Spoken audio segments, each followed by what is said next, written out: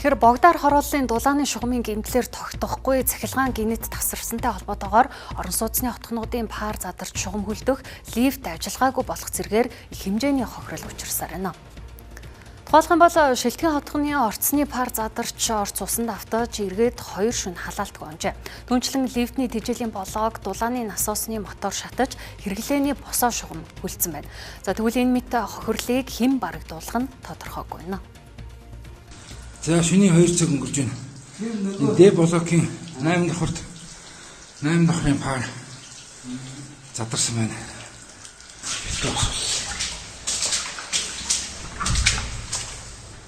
За үзэгчдээ бид Зайсангийн оргил худалдааны төвийн залгаа байрлах шилтгэн хотхоноос мэдээлэл хүргэж байна. Тэгэхээр 20-оос 21-нд шилжих шөнө цахилгаан тасарсантай холбоотойгоор тус байрны 7-8 давхрын энэ пар гинт задарч ус их хэмжээгээр алдсан байна. Үүнтэй холбоотойгоор байрны орцны дотоод засалт их хэмжээний хохирол учирсан байгааг та бүхэн яг харж байна. Мөн үс усыг цэвэрлэхээр сүүхийн ажилтнууд тухайн шөнийхээ 12 цагаас өчигдрийн 16 цаг хүртэл буюу нийт 16 цаг усыг цэвэрлсэн юм байна. Гэсэн хэдий ч дээрээс эмүүс сонсон юм нөхцөл байдал хүндрэлтэй байгаа гэдгийг мөн хэлж байна.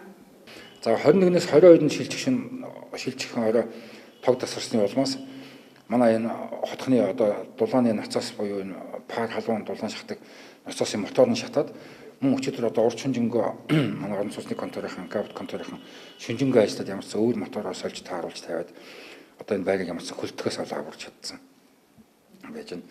Тэгээ ер нь тог зассан 20-оос ингээд 2 өдөр дараалал манай энэ сөөхийн хамт олон ер нь бол 24 цаг ингээл цаг нар бол ажиллаж байгаа юм.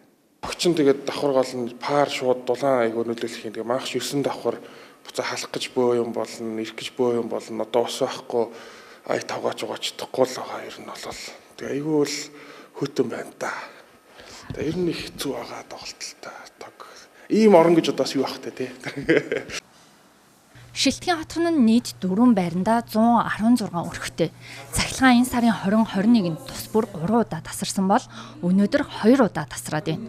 Мөн хуваарийн дагуу тасрахгүй байгаатай холбоотойгоор урьдчилан сэргийлэх боломжгүй болж иргэд лифтэнд гацах зэргээр хүндрэл үүсэж байна.